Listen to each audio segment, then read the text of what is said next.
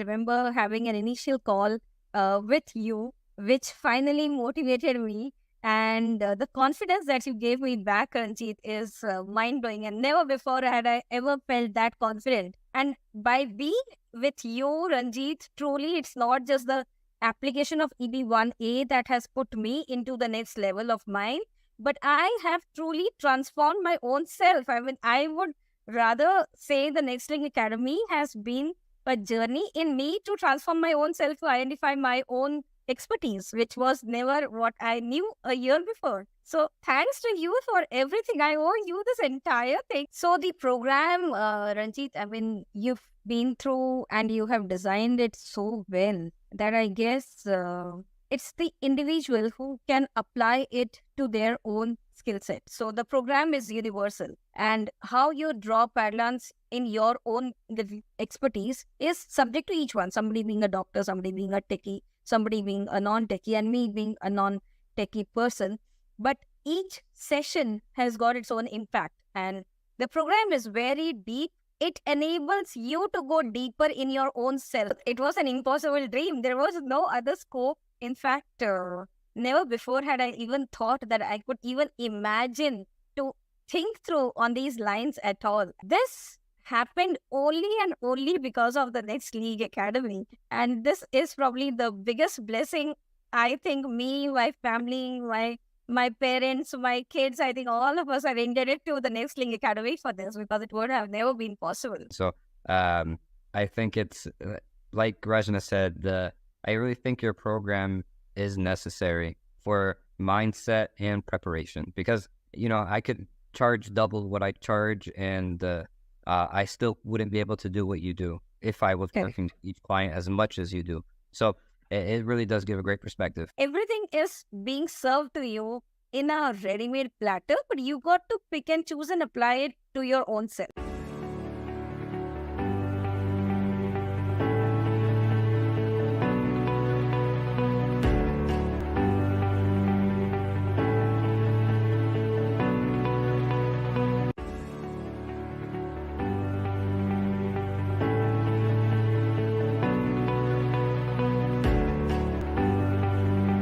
Congratulations, Rachana, for fulfilling your American dream and getting your petition approved. Thank you, Ranjit. All thanks to you, and thanks to Next League Academy.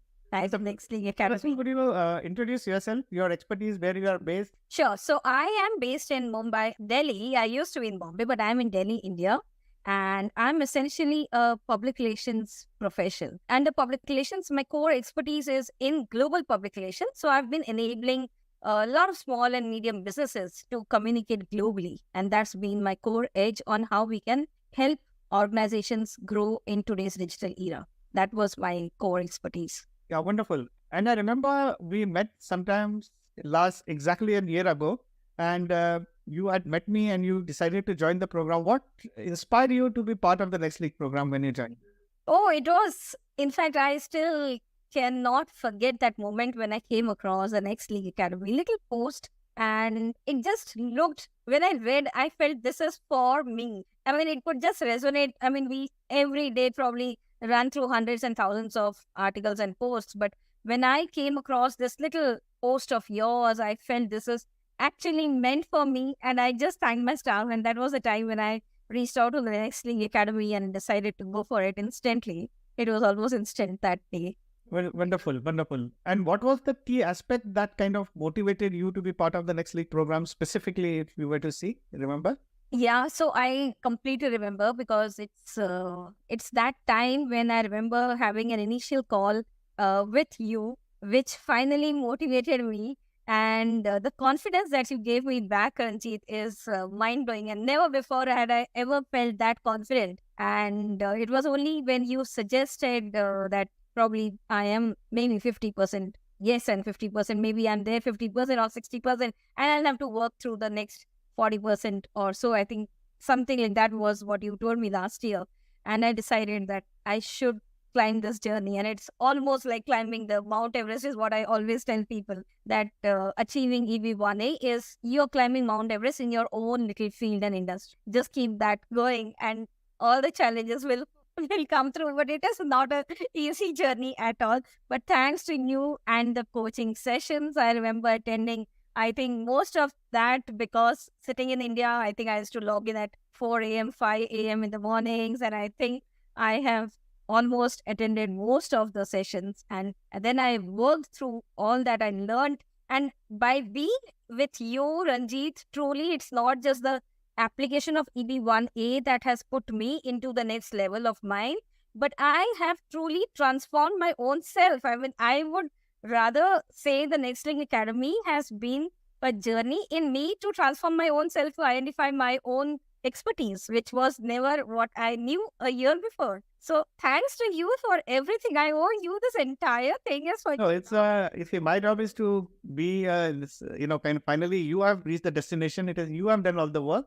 My job was just to kind of navigate to the process, guide you. That has been my only little role.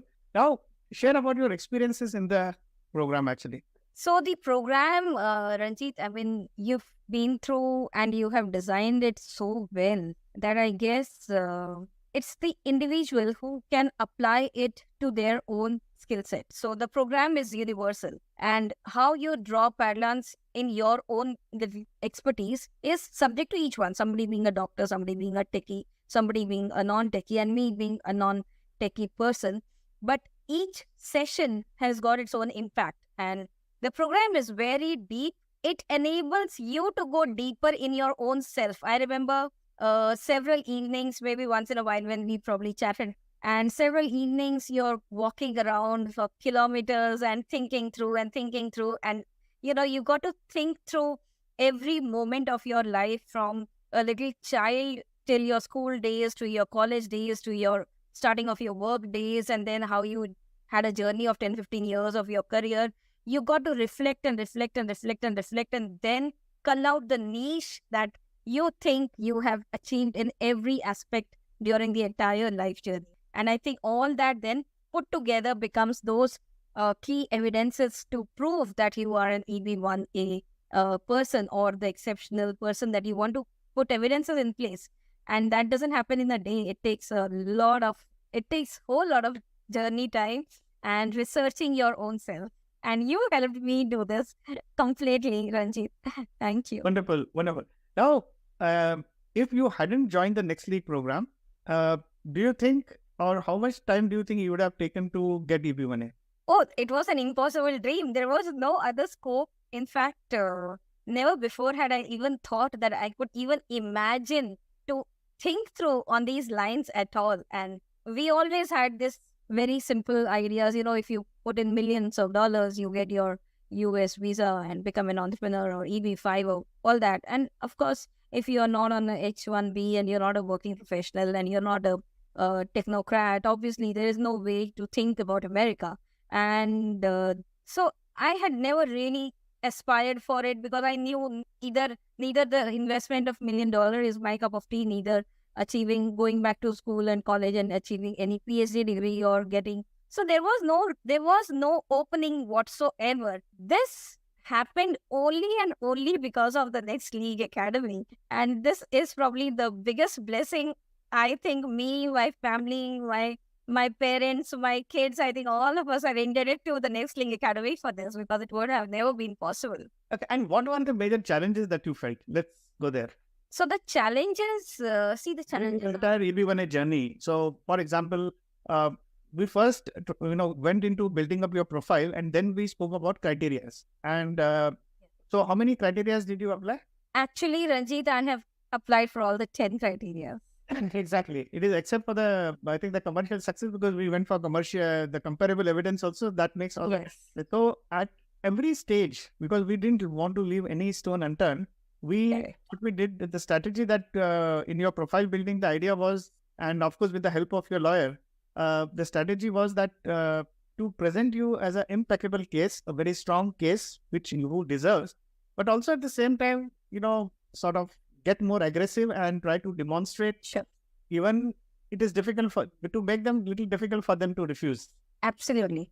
The main challenge is that. The main challenge is one may believe that you are extraordinary, but how do you showcase, how do you put that evidences that somebody else, the officers, believe you are extraordinary? That's the main challenge. And I think only your documentation and your guidance helped us through. Okay, so wonderful. So there are 3 stages. So what was your challenge in becoming, I mean, right from being a non-EB1A to becoming EB1A? So if you have to, from your profile building or your knowledge that you got or the outreach that helped to create, to become the person of the caliber where the US would kind of welcome you. So what Sure. is in your entire journey in last 1 year?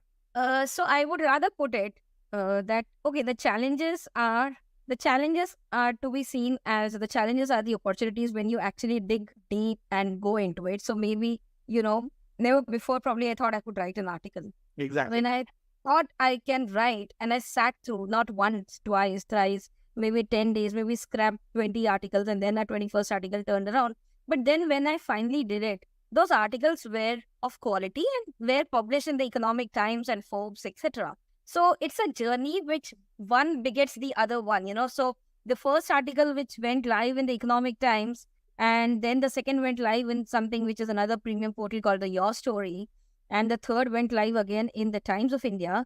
By then the it auto rewards, and then the Forbes came across for the profiling. So when the Forbes came across, then you are just auto filtering and going in that journey, so you are just moving step by step because it falls in place step by step if you are moving in that direction. And then once the Forbes approached, then I said, why not? We should go for the Forbes.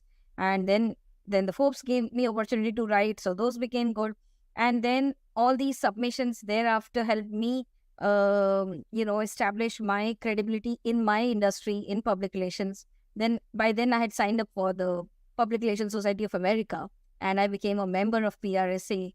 And PRSA, every year they have many awards, and one of the awards actually is an Extraordinary Ability Award, and it was just coincidence also, but also planning. It's coincidence is not always, you can't just have coincidence, you need to also plan your strategy. So I actually applied for that, and the evidences which I had about my articles, about my other, things actually helped me achieve the PRSA Outstanding Achievers Award. Now, this Outstanding Achievers Award of PRSA obviously has enabled me to then finally get the final result. So each one gives you one little edge. You need to keep jumping one step, and it's a journey. It's a journey of each step. Wonderful. So pleasant to see. I think it was very incremental in your case. Now, one very unique thing, and this is again for a lot of people, one of the things that one needs to maintain while being in the EB1A journey is to maintain positivity. And I've always seen you smiling, always being very positive, and always, not just hopeful, but very, kind of mission oriented. Now, how do you maintain, because everything that you do or achieve, especially we know that, we send a package to USCIS, it came back because of some technical hitches, the package getting lost. These kind of, yet your emotional strength was unwavering actually. So how do you do that? That's very important for people. I think that's also being one of the skill set of an EB1A ready person. I can say that because your emotional balance at every point in time is key to achieving your next goal. And if you get all paranoid and if you're all disturbed and you're like hanky panky, then things will further derail. So you got to have this very calm mind. And for that, I think that also you have only taught us, Ranjeet, that, in the initial days, I remember going through that journey where you also gave those little mantras. And, I remember those many initial modules were very powerful. And when you practice, then you actually are empowering your own self and the self-belief that things will fall in place, and let it happen the right way at the right time for the right purpose. This is the core. If it has to happen, it would happen. And it will fall in place for the betterment of everyone. I would believe that. And lastly, before we pack up actually on this, now this is a message to all the people. And you, at your age, if I may, say this, at your stage of your life, in your professional career, when everything is well settled, otherwise, it is not about complacency, but there comes a point of stage in our life that we feel that, I have achieved everything in life, now we don't want to do. But yes, definitely there is a craving to still become the best version of yourself and then do it. And also then there are many other people who feel that they are not cut out for this. Yeah. So how do you navigate that journey? And this is genuinely something I wanted to understand from you and know from you, since now becoming an EB1A achiever, you look back the whole story. Yeah. Only about last 1 year. But I mean, why to do all the thing? What difference does it make? Finally, if we do it for children, they can navigate the process themselves. We have many youngsters in the program, but whether at this age, why you want to struggle so much? That's something very important. Correct.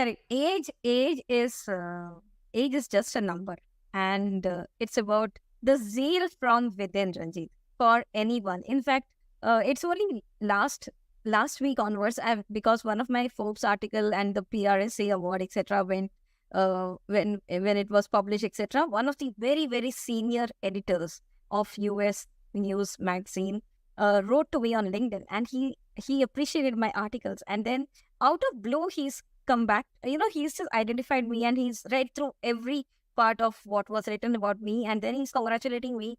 And much later in my to and fro on the LinkedIn chat, he wrote to me that he's actually 90 years. And so he was kind of writing to me, Rachana, I'm actually fading out. It's 90 years now for me. And I said, oh. And then, there is a beautiful new video which has gone viral on Netflix, which is called the Blue Zone series. It is for people who are living 100 years and beyond. And it is identifying how do people live 100 years happily and healthy and going beyond. So I sent him the link of Blue Zone, then he got further excited and he wrote back to me. So he's become my friend now. So so age and the zeal from within, I mean, I would interact the same way with an 18-year-old, my son's friends also, or my husband's friends who are probably 50 or 55, or the elders. You can just navigate this beautifully.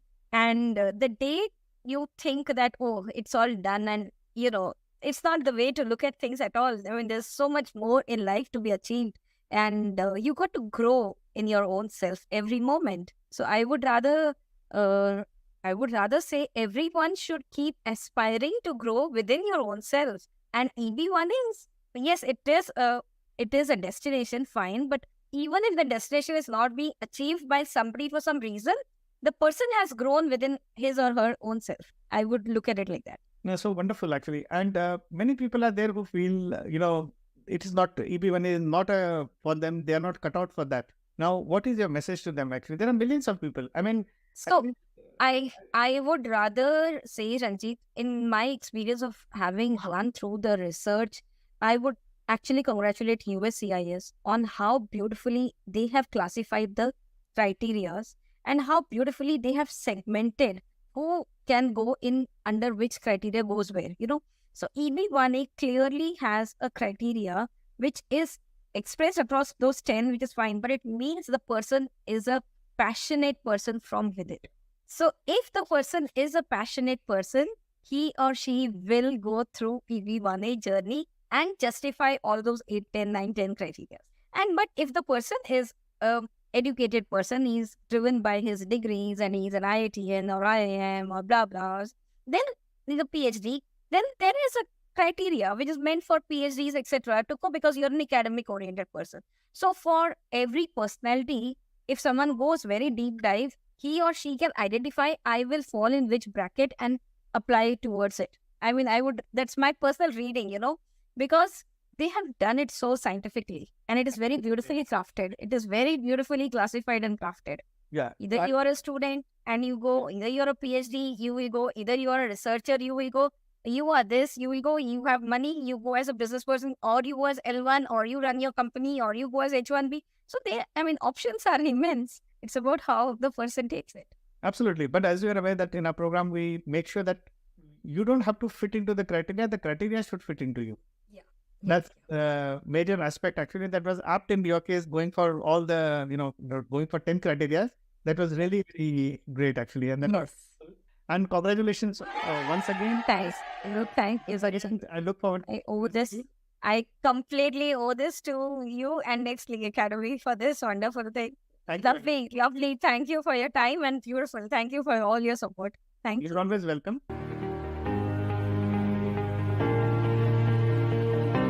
So tell us your experience with working with Mohammad, actually. I think thanks to Mohammad that I'm sitting here today on this meeting. It's only Mohammad who could have done this for me. So I think I really owe you for all the hard work and unconditional support because I was going back and forth on my documentation, and it's your patience which helped me submit. And I think the guidance was very simple, very clear, and I took a while to understand exactly what was the guidance. So I was going back and forth, but I think then I got it later, and we created like a simple formula, put everything on the drive, and then we were accessing the drive, and then we could finish the documentation. So thanks to Next League and thanks to Mohammed that I'm sitting on this chair today with this. I think from day one, actually, I think you had come to me and Mohammed and I, we have been talking about your case also and about your profile, particularly from me. That's why we all don't offer legal services. So Mohammed is the best person. You got him as your lawyer, and it's the best thing for us that could happen, and for you particularly. Now, during this whole journey, did you ever felt, kind of anxious that, oh, I may not get EB1A or something? See, that's not anything to even look into. If you're in your journey and you start wondering about what's the result going to be, then your journey only half derails. So the result is always a post facto, and everyone can only support you. There's nobody, it's not in anybody's hand. It's not in attorney's hand or in your hand or we can all do our best. We cannot wait for what the results are and then decide basis of that. It's not going to work like that. Wonderful. Mohammed, would you like to ask some questions? Yeah. So, what I was most curious about is what you thought of your case before you started working with me. Like, where did you see yourself, and how did I change where you thought you were in the EB1A process? In fact, this goes back the day we had our first meeting, the day you were in hospital with your kid. Just and I cannot forget, because the day Mohammed and I first met, he was sitting in the hospital. So I saw the background and I said, Mohammed, is it all fine? Why are you sitting in the hospital? He said, my baby is just getting delivered. Yeah, my baby was a couple days old. And I said, wow, this moment is so, because he was waiting outside for the baby delivery. And that was a time when we got on a call. So I said, my God, this moment we will never, at least I will never forget. And then we were talking about babies and kids and all that. And thereafter, I think Mohammed's baby was growing up. And while I was great, it's been my journey of one day. And then couple of months, I think maybe 8 or 9 months, or nearly 9 or 10 months later, by when I'm sure now, soon the baby will be 1 year, I'm sure. Or is he already 1 year? In a month, she's starting to walk, taking a couple of steps. So the baby moving from baby to toddler is I was heading from hospital days till date. And now when I saw that day with Mohammed, the baby sitting in the lap and Mohammed taking a call, and I was feeling so happy. So I think my journey was the day I met Mohammed. That same day, he gave me almost like a 10 on 10 on my first experience with him, while he questioned me about why do I think I am even eligible to apply for it. I mean, that was like a basic question. And I think that question, whatever came to my mind, I just rattled it to Mohammed. It was a first casual meeting. But I think Mohammed felt confident that maybe I had certain things and I definitely had to polish them, and the stuff had to move in the direction from documentation standpoint, etc. But then the first letter of approval, which I think the evaluation letter which Mohammed issued to me, he had almost written there that your case is a strong case. So that got me the confidence to move forward. And then we decided to move. And it was only my timelines on 8 months or 6 months, or it could have been earlier, but it just happened. And I did not even think an iota to talk to anybody else or go to anybody. I mean, we just sealed it that day in one go only at the very beginning. And in regards to some of the criteria, what did you think about how we approached them? Because you're somewhat of a unique case. So how did you think of the legal arguments or how we approached your case? Yes. So when we were nearing the decision of going ahead with my filing, and that also, I was on a very, like an okay mode. Okay, we will do November, we'll do December is all that I was telling Mohammed. Then suddenly something came to my notice. It probably was only a way of someone guiding me that go for it faster. One fine day, Mohammed and I went on the screen and we were seeing the bulletins. Yeah. What was for the Indians and we saw the timelines and we said, oh my God, look at this. It's going to be like 1 year, 2 years. We don't know what the timelines are going to be. That day, I said nothing doing, no more wasting of time. And I just decided to go for it. And then overnight, I spent a couple of nights, and then we consecutively worked very closely, where Mohammad and I were continuously on chat and phone and email. And especially when I'm in India, the timelines are always either it's my night or it's their night. So it's always extended working hours when you're disturbing the other person. So Mohammad was extremely kind enough, and his guidance on the criteria's evidence submission was the key to putting it together. That's the core element, because at one point in time, you have it all spread across, jumbled up. Which criteria needs what evidence, and how do you present it so that it goes foolproof, is thanks to Mohammad, because he guided me on that clearly. Because otherwise, it's all jumbled up evidence. You don't know, you can put this in showcase, or you can put this in the, you can put this there, you can put this there. He categorically put that forward. And we organized the folders, and my folders were all jumbled up. Then he cleaned up those folders, and then we had like 1 to 10 criteria, 10 folders, neat and clean, and no more disturbing of that folder. But I had this habit of again going and putting something, removing something, putting something, removing something. But Mohammad didn't see it. It was a wonderful journey. Yeah. In between, Ranjeet also came and said, stop fiddling with your documents. Seal it now. I said, okay, thank you. I will not touch it again. So everyone's support is critical. No, I didn't mean to do that, but I think in between I was a bit hard also on you. Yeah, because I had this, and it would happen to It's anxiety. So as someone who is submitting an application, you're nervous, you have some anxiety. I had not put my school days certificates. Then I thought, no, why should I not put my school days stuff also? So then I put my need that actually for review. that. So I was joking with Mohammad that time that even kindergarten also you can put it with. Yeah. It was, you want to tell the USCIS officer that since kindergarten you were extraordinary. Yeah. That is not the intention of it. That was literally hilarious when I was pulling out all my old records, and I was going to my school days and my 8th standard, 9th, 10th standard, 11th standard, all that I was. Now you will realize that, I didn't want to talk about that. I was very hard on you. Either you stop, I had to tell you that either you stop that or Mohammad is not going to work for it. Yeah, but I understand the situation. Like, it is very stressful, especially when you have so much writing on it. And so I was happy to because in that first introduction when we first met, I usually can gauge whether I can create a case that I think has a chance of approval. That first interaction, because I can see how serious you are. I can see what kind of evidence you're working on, and what type of work you're willing to put in to get more evidence. And so after, that first interaction, I knew that, if we worked on this, it should work. And I was able to present your case in a way that showed who you were, showed the extraordinary ability that you do have. Now, Right. There's one question I have. This is from a technical front. Some people are super technocrats, and it's the metrics for the success that we demonstrate for EB1A.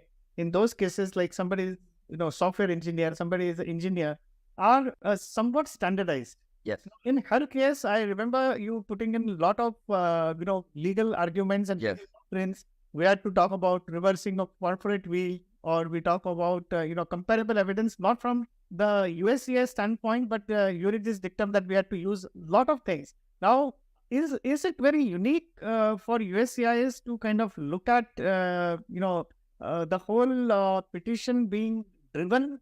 Because it was not only a merit-based, but also it was also based on legal doctrines. Yeah, so right mix of 50-50 mix of both. It was a good mix because, again, like you said, Rachana's case is unique. She's not an employee at a company who has reached a very high point. She's a business owner. She's a female founder of a large corporation.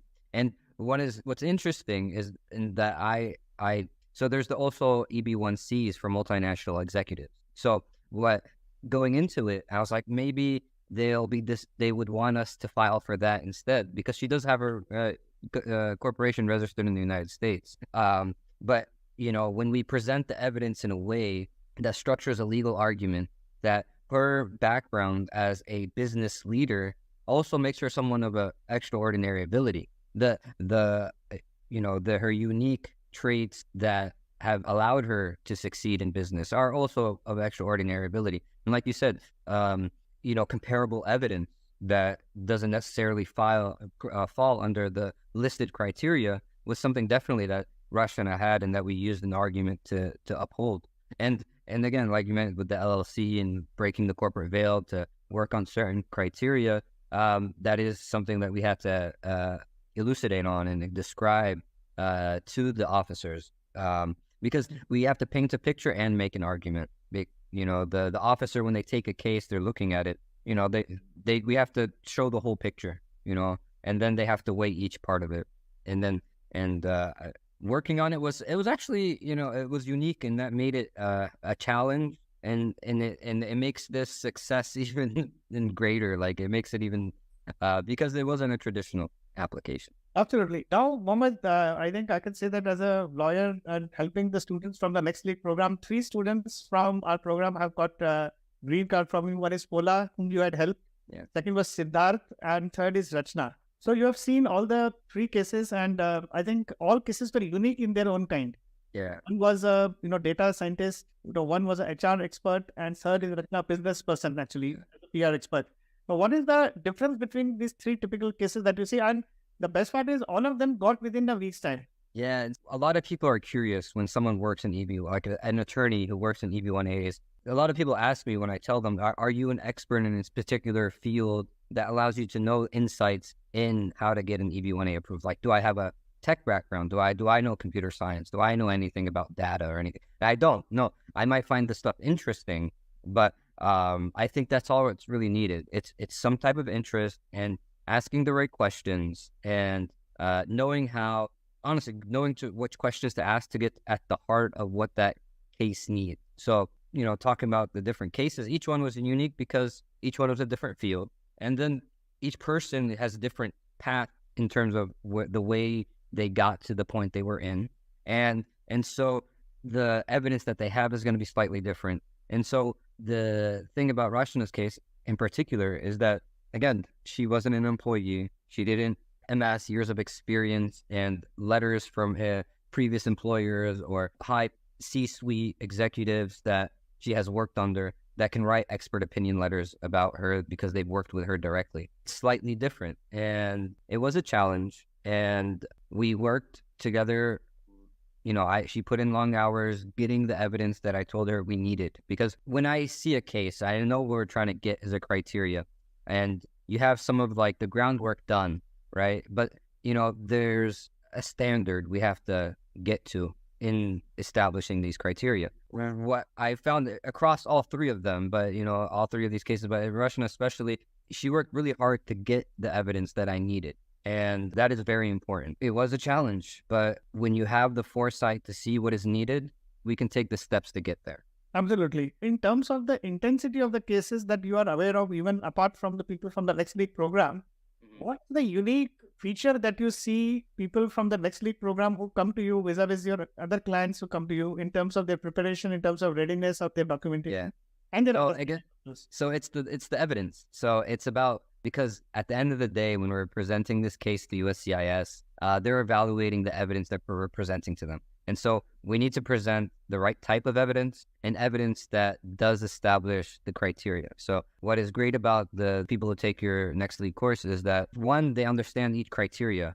And second, they're able to understand the type of evidence that is needed to establish that criteria.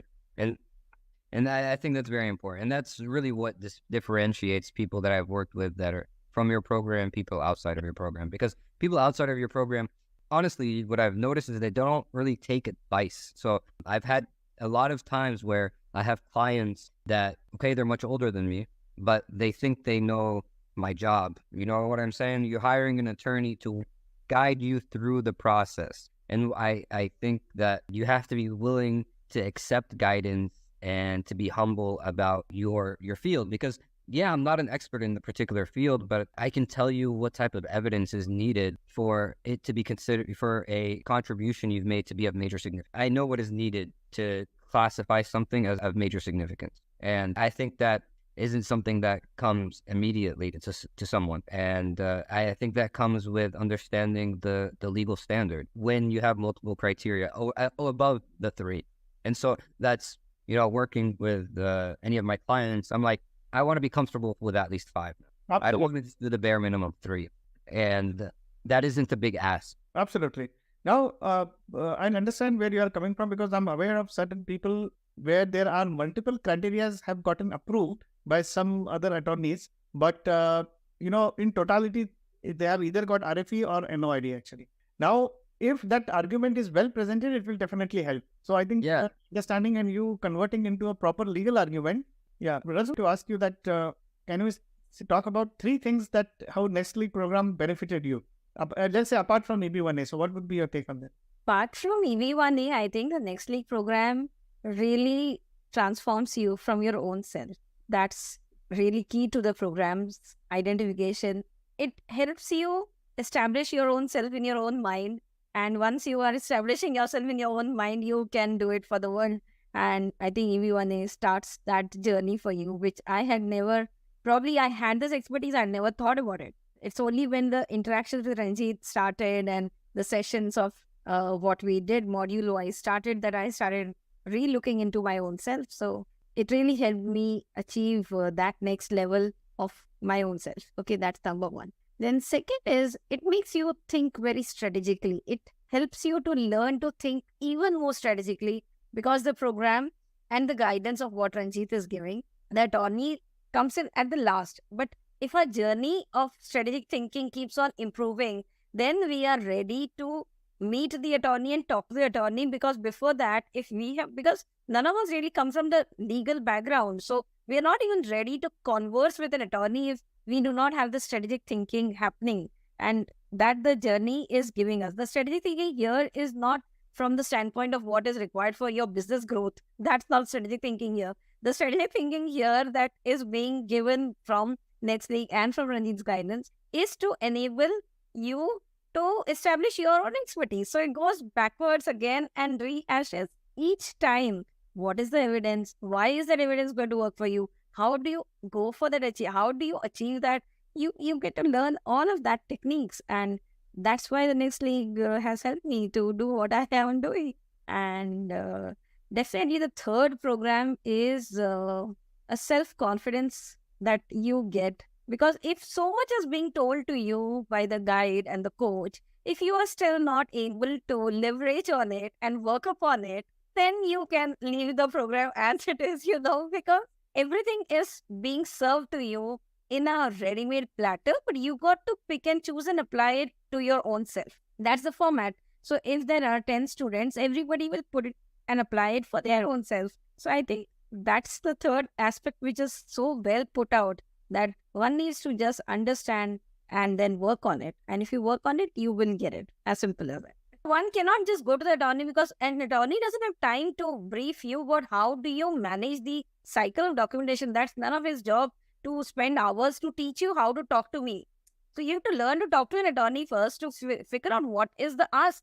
Otherwise, we'll not even know what is the ask. Then how do you operate on it? So that navigation is what is required. The coaching is a must. Wonderful. Meghan, next ask some questions? Yeah. Then my question was going to be, how many months had you been in the program before you talked to Mohammad? And I think I started almost a year ago. I think it was exactly last September when I started. Yeah. And then so you talked to Mohammad, was it like month 8 or 9 from when you started? No, so I met Mohammad in December last year, early December or sometime when Mohammad came as an introduction. Gotcha. Mid-November. Yeah, that was the time. Yeah, that was the time we had this one meeting, and then the journey is for us to develop the evidences. What can the attorney do? We have nothing to give to attorney. So then I started on my journey on developing those evidences which are going to sink into that mission that we had planned for. Yeah. So, wonderful. So, Mohammad, we thank you very much, and I hope you will keep on helping our students and helping them we'll make them EB1A ready, and you make them full EB1A. It's my pleasure. You do make them ready mentally, and you help them get that criteria and the evidence that is needed. And so I think it's like Rachana said, I really think your program is necessary for mindset and preparation. Because, I could charge double what I charge, and I still wouldn't be able to do what you do if I was working with each client as much as you do. So it really does give a great perspective. Yeah, thank you very much.